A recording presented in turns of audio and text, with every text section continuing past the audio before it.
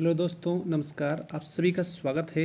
इस वीडियो के माध्यम से मैं आपको बताऊंगा दो मोस्ट इम्पोर्टेंट ऐसे क्वेश्चन जो आपकी परीक्षा की दृष्टि से काफ़ी महत्वपूर्ण है।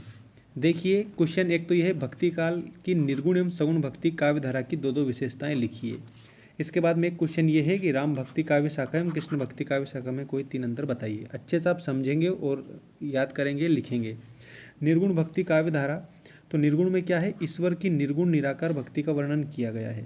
याद रखिए, निराकार मतलब होता है जिसका कोई भी आकार ना हो, और निर्गुण मतलब जिसका कोई गुण ना हो, जिसमें कोई गुण ना हो, इस प्रकार से। तो निर्गुण ब्रह्मा की उपासना निर्गुण भक्ति में की जाती है। निराकार भक्ति का इसमें वर्णन किया गया है। भाई आडंबरों अर्थात भारी आडंबरों, कर्म कांडों आदि धार्मिक पाखंडों का घोर विरोध किया गया है निर्गुण भक्ति धारा में। इसके विपरीत सगुण भक्ति काव्य धारा है, जिसमें आपको 2 अंतर बताना है। देखिएगा, ईश्वर के सगुण साकार रूप की उपासना का वर्णन किया गया है। सगुण ब्रह्मा साकार रूप रंग युक्त होता है, उसको हम देख सुन सकते हैं, ठीक है, तो वो सगुण है।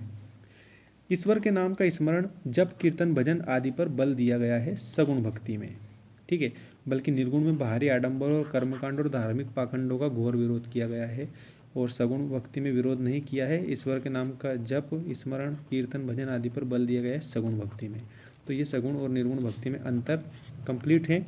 अब इसके बाद में आपको राम भक्ति काव्य शाखा और कृष्ण भक्ति काव्य शाखा में कोई 3 अंतर बताना है। तो देखिएगा, राम भक्ति काव्य शाखा, राम के लोक रक्षक रूप का वर्णन किया गया है, मतलब कि लोगों की रक्षा जो है, समाज की जो रक्षा है, राम जी ने की थी, ऐसा वर्णन किया गया है।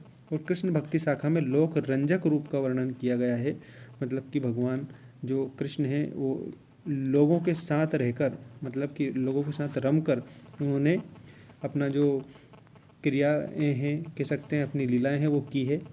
इसके बाद में राम भक्ति काव्य शाखा में याद रखेंगे दास्य भाव की भक्ति, मतलब कि दास बनकर भक्ति की है।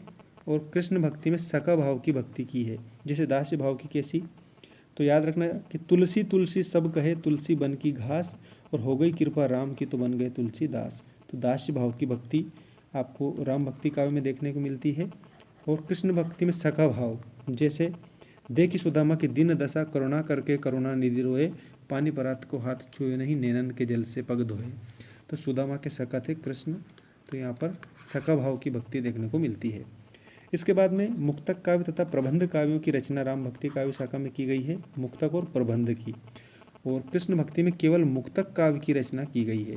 तो ये राम भक्ति और कृष्ण भक्ति शाखा में प्रमुख अंतर मैंने आपको इस वीडियो के माध्यम से बता दिया है। शॉर्ट वीडियो है, ताकि आपको कम समय में अच्छी चीज़ उपलब्ध हो सके। इसलिए चैनल को सब्सक्राइब कर लेना, और आपके लिए डेली वीडियो इस प्रकार के आते रहेंगे। Thank you.